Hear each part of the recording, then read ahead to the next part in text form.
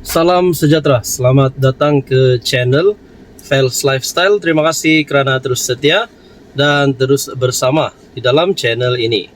Saudara-saudara, tuan-tuan dan puan-puan yang saya amat hormati, antara beberapa perkara yang panas sebelum ini berkaitan dengan pilihan raya umum Dewan Undangan Sabah yang ke-17. Ada calon yang kita lihat boleh menang, akhirnya kalah. Ada yang kita lihat calon ini tidak ada harapan boleh menang, tapi akhirnya menang. Jadi berlaku di beberapa bahagian lah, beberapa dun. Jadi saudara-saudara, berkaitan dengan kemenangan-kemenangan yang kita sudah dengar sebelum ini, antara nama-nama besar di dalam kepimpinan JRS, antaranya Ketua Menteri Sabah Haji Jinor. Salam sejahtera. Sebentar kawan-kawan, tuan-tuan dan puan, saudara-saudara, saya ingin perkenalkan kepada Anda, ini adalah terapi imun transfer factor. Kepada Anda di luar sana yang ada masalah kesihatan, penyakit berulang, kencing manis, kolesterol, diabetes, darah tinggi, gout, gastrik, masalah melibatkan jantung, buah pinggang, masalah melibatkan perut, usus, penyakit kulit, penyakit penglihatan, dan apa saja masalah kesihatan yang Anda alami. Terapi imun adalah jawaban kepada doa Anda. Produk ini halal, selamat, dan semula jadi. Produk ini untuk mendidik, meningkatkan, dan menyeimbangkan sistem imun badan Anda sehingga mampu melawan pelbagai jenis penyakit. Saya amat rekomen Anda untuk mengambil terapi imun. Sekiranya Anda berminat, Anda boleh menghubungi nomor yang tertera. Jangan tangguh lagi kalau itu untuk kesehatan Anda. Sendiri menang dengan majoriti yang cukup selesa, manakala kemenangan bagi beberapa kepimpinan JRS yang lain juga kita dapat lihat adalah kemenangan yang selesa. Tapi bagaimana pula dengan Masidi Manjun? Kerana adakah Masidi Manjun berisiko untuk hilang kerusi? Adakah pilihan raya akan diadakan semula? Kerana saya mendapat satu maklumat, saya lihat daripada Malaysia Kini, saya mendapat maklumat ataupun berita calon bebas mencabar kemenangan Masidi di mahkamah. Adakah ini bermakna Masidi Manjun ataupun JRS berisiko untuk hilang satu kerusi? Dan kenapa ada cabaran ini? Kenapa calon bebas ini mahu melawan kemenangan Masidi Manjun? Adakah terdapat salah laku? Seorang calon bebas kerusi Dun Karanaan pada PRN Sabah baru-baru ini memfailkan semakan kehakiman bagi mencabar kemenangan Setiausaha Agung JRS Masidi Manjun. Semakan kehakiman itu dibuat kerana didakwa berlaku salah laku pilihan raya serta ketidakaturan prosedur. Menurut dokumen mahkamah yang dilihat Malaysia Kini, permohonan bertarikh 26 Disember itu difailkan oleh Naomi alias Naomi Francis yang memohon Mahkamah Tinggi KK Kota Kinabalu membatalkan pengisytiharan SPR bahawa Masidi adalah pemenang serta mengarahkan satu pilihan raya baru diadakan. Perkara itu ditetapkan untuk sebutan pada 4 Februari 2026 di hadapan Hakim Mahkamah Tinggi Alexander Siu Hau Wai. SPR dan Masidi dinamakan sebagai responden dalam permohonan itu. Jadi inilah persoalannya, apa yang menyebabkan kemenangan ini dicabar. Dalam artikel ini berkata dokumen mahkamah menyatakan bahawa pilihan raya tersebut didakwa telah dicacatkan oleh amalan rasuah yang meluas berkaitan kempen dan proses pengundian, terutamanya pembelian undi atau rasuah, termasuk layanan kepada pengundi serta perbuatan pengaruh tidak wajar. Permohonan semakan kehakiman itu turut mendakwa terdapat pemberian wang tunai kepada pengundi yang didakwa berjumlah 100 sehingga 200. Jadi berkaitan isu ini, apa komen Anda? Salam sejahtera, selamat datang ke channel Fels Lifestyle. Terima kasih kerana terus setia dan terus bersama di dalam channel ini. Saudara-saudara, baru-baru ini kita sekali lagi mendengar berita berkaitan dengan muafakat nasional nak dihidupkan semula. Setelah ada ugutan daripada kepimpinan UMNO untuk keluar kerajaan, mulailah ada persoalan, adakah UMNO akan bergabung bersama dengan PAS bersatu membentuk muafakat nasional. Ada yang kata ini bukan sahaja muafakat nasional, sekiranya PAS bersatu UMNO bergabung, tetapi ini adalah muafakat agung. Jadi adakah gabungan baru ini sekiranya UMNO PAS bersatu bergabung? Adakah ini boleh menggugat kerajaan yang ada hari ini? Dan kita kira-kira kalau ada ahli parlimen Barisan Nasional satu blok keluar daripada kerajaan, kalau saya tidak silap masih lagi Anwar berdiri sebagai Perdana Menteri, masih lagi kerajaan tidak akan tumbang kerana masih ada kerusi yang cukup. Jadi tuan-tuan dan puan, menurut anda sekiranya PAS bersatu dan UMNO bergabung, yang menurut kepimpinan Armada yang berkata gabungan ini akan bentuk muafakat agung. Gabungan bersatu PAS dan UMNO bukan lagi muafakat nasional jika berjaya disatukan, tetapi akan membentuk muafakat agung. Nah, tuan-tuan dan puan, menurut anda adakah UMNO yang ada hari ini akan keluar kerajaan?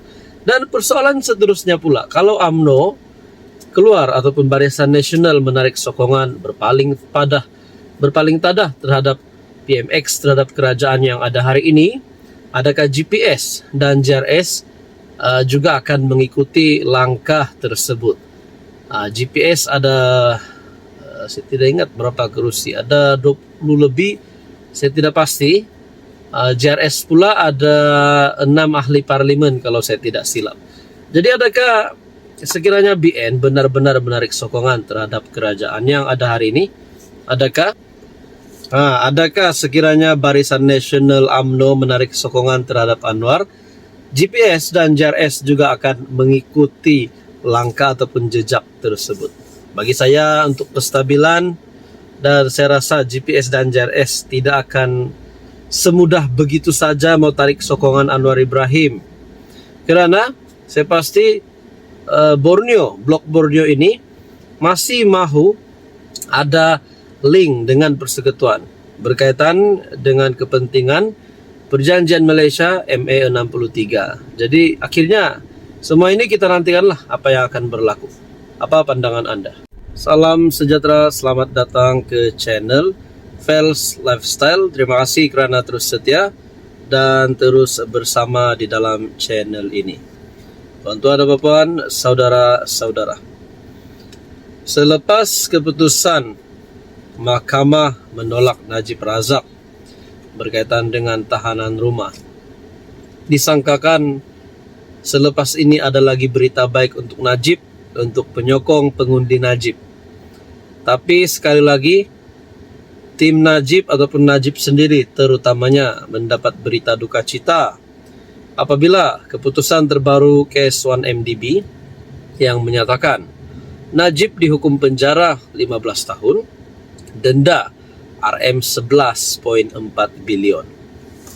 Mahkamah Tinggi Kuala Lumpur menjatuhkan hukuman penjara 15 tahun kepada Najib Razak bagi setiap 4 pertuduhan salah guna kuasa dan penjara 5 tahun bagi setiap 21 pertuduhan pengubahan wang haram bagi kes 1MDB. Ketika memaklumkan hukuman tersebut, Hakim Colin Lawrence Siqueira bagaimanapun memerintahkan agar tempoh penjara Najib dijalankan serentak. Bermakna Najib hanya perlu menjalani hukuman penjara selama 15 tahun bagi kesemua 25 sabitan ke atasnya. Hukuman penjara tersebut hanya akan bermula selepas dia menghabiskan hukuman penjara untuk kes SRC International yang sedang dijalaninya. Siqueira juga memerintahkan Najib untuk membayar denda keseluruhan berjumlah RM11.4 bilion bagi 4 pertuduhan salah guna kuasa, dan jika gagal berbuat demikian, dia perlu menjalani hukuman penjara tambahan sehingga 40 tahun.